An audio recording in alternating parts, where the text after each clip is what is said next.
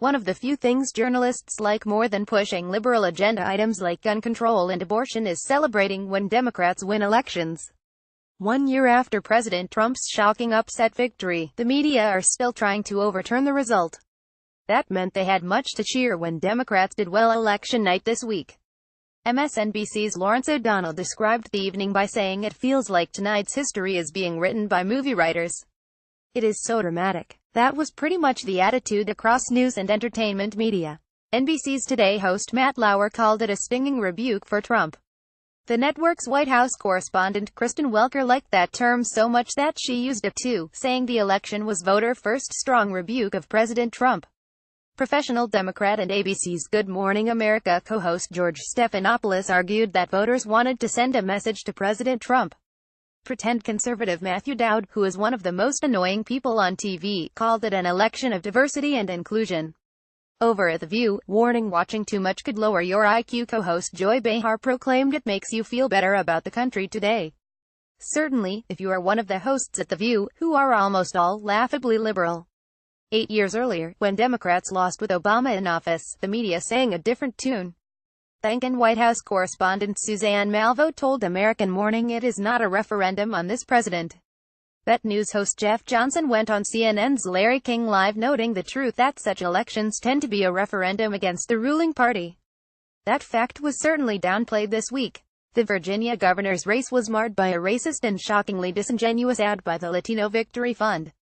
The Washington Post editorial board pretended Virginia's gubernatorial election Tuesday was a victory of decency, civility and moderation over fear, dread and barely veiled racist coding. But Latino Victory had released a commercial that depicted supporters of Virginia Republican gubernatorial candidate Ed Gillespie as Confederacy-supporting, truck-driving racist murderers who attack minority children, according to Real Clear Politics. ABC gave it 13 seconds of airtime and the New York Times buried it in an article attacking GOP ads, too. Media still can't cover shootings. The Texas shooting was the story of a crazed atheist who killed 26 people and was stopped by an trained good guy with a gun who thanked God for his skills. I bet you already know the punchline that wasn't how it was depicted in the press. Trump even made what CNN called the good guy with a gun argument, which annoyed editor-at-large Chris Cillizza. Sen. Ted Cruz, Texas, took a swing at the media over their coverage and summed things up nicely. There is a reason why there is public distrust of the media, because the immediate focus is on a political agenda of gun control. And that was precisely what the media did, interspersed with absurd comments, such as USA Today's bizarre and much mocked claim that you can get a chainsaw bayonet on an AR-15. Apparently, this is a video game attachment, so we know what USA Today staffers do during their spare time. We also witnessed the very same media that had attacked Trump for politicizing the New York City terrorist attack turning around and doing the exact same thing about Texas. But that was okay, it was a liberal agenda item. There was ABC arguing for extreme vetting on guns. CNN's nutty liberal host Don Lemon whined that thoughts and prayers didn't stop the attack. And CNN's Allison Camerata said it was absurd that Trump was pushing the same old NRA talking point about the good guy with a gun. Apparently, she missed the memo about what actually happened in Texas. 3. An actual fish story. Poor fishermen are notorious for exaggerating the size of the fish they catch. Now, it's journalists, too. But journalists just make up their fish stories entirely.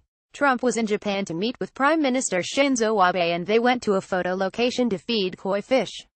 The next thing you know, Twitter and several media outlets were freaking out that Trump made a classic ugly American gaffe. Here's CNN's headline: Trump feeds fish, winds up pouring entire box of food into koi pond. CNN's Veronica Rocha took the Jason Blair Prize for Most Manufactured News event. She wrote then, with a look of enjoyment, Trump quickly poured his entire box of food into the pond. Only, she admitted, after Abe, who actually appeared to dump out his box of food ahead of Trump. In reality, the two leaders took turns feeding spoonfuls of food and then dumped the remainder, Abe first. But Rocha tweeted a gif that cut Abe out so you couldn't see him dumping first. It was all about Trump. CBS and NBC joined in with this embarrassment. This is why ordinary Americans don't and can't trust traditional media. 4. Weinstein story ensnares Times. Kudos to The New Yorker for its piece on Harvey Weinstein's army of spies. It showed the twisted ways in which Weinstein tried to stop his accusers. It was a top-notch story, but also exposed some difficult facts about the New York Times lawyer David Boies. The Times described Boies as a Democratic Party stalwart who argued for marriage equality at the Supreme Court and represented Al Gore in the disputed 2000 presidential election. His firm, Boies Schiller Flexner LLP, has provided the Times with outside legal counsel in 3 legal matters over the past 10 years, including 1 libel case, it added. Here's the New Yorker's description of the issue. Boies personally signed the contract directing Black Cube to attempt to uncover information that would stop the publication of a Times story about Weinstein's abuses, while his firm was also representing the Times, including in a libel case. The Times fired Boies. It called the investigations by Weinstein's lawyers reprehensible and a secret spying operation aimed at our reporting and our reporters. Hooray for Hollywood. It was a busy week for Tinseltown. Late-night host and new Democratic mouthpiece Jimmy Kimmel compared Trump's election to O.J. Simpson not getting convicted of murder. The closest thing I can compare it to is when O.J. got acquitted. The Country Music Awards joined in the Trump bashing, with stars Brad Paisley and Carrie Underwood mocking the president, with Underwood commenting maybe next time he'll think before he tweets. TV shows were no different. The new dynasty mocked both the president and vice president, including discussing a possible Trump divorce. South Park depicted Trump as violent and abusive toward top Republicans.